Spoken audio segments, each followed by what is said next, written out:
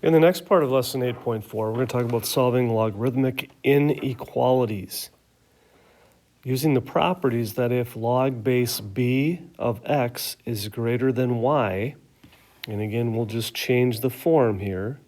So as we've learned, the base would be b to the y is equal to x, but since it's greater than, we're just going to bring the x down. We'll have x is greater than b to the y power, and then we would solve. If it is less than y, we'd have the same thing. So we're going to have x is less than b to the y.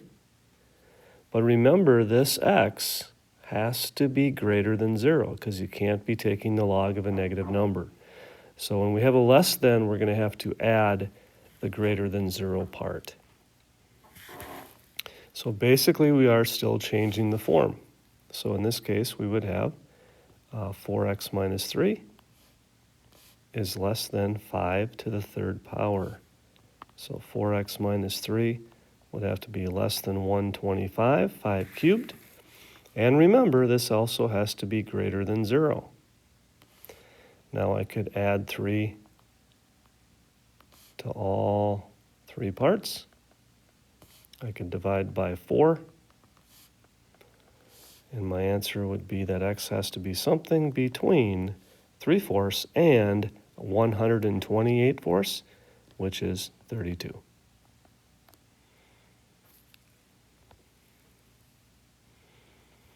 The next one's a greater than problem, so just changing the form. 2x is going to have to be greater than 2 to the second power. 2x is going to have to be greater than 4, so x is going to have to be greater than 2.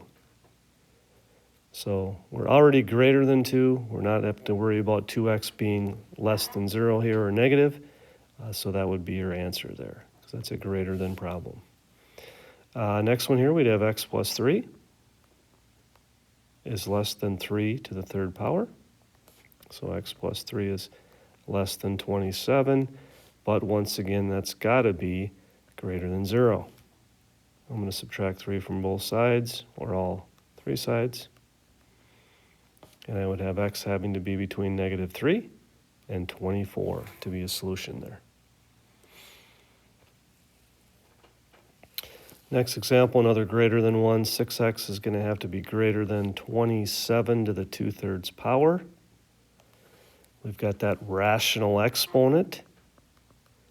So this means the cube root of 27, which is 3, and 3 squared is 9. Divide each side by 6.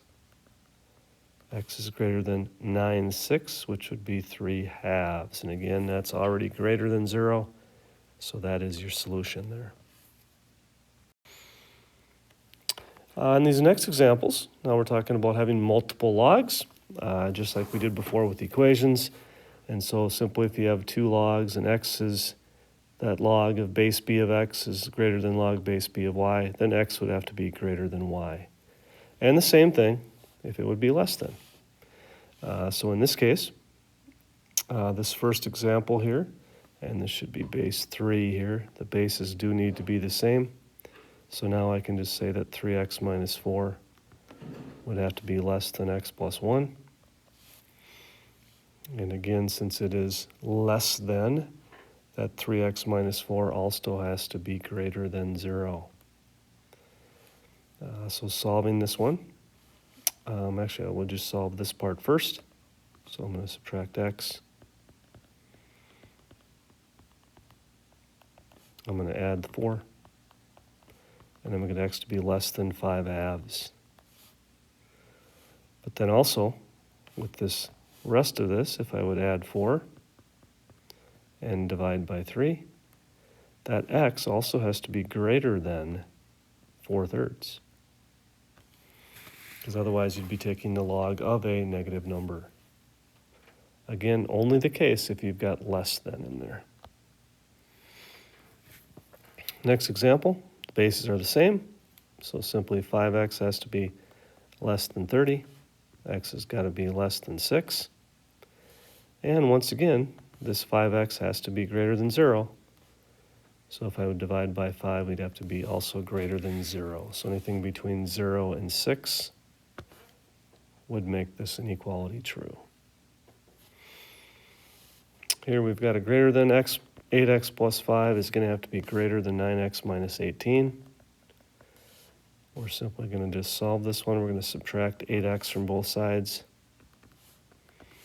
We're going to add 18. And now x is going to have to be less than 23.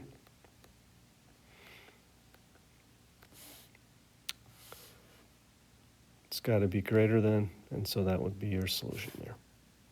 So this is solving logarithmic inequalities. Again, basically just changing the form, or if you have the same base, setting them either less than or greater than. Always being aware that you cannot take the log of a negative number.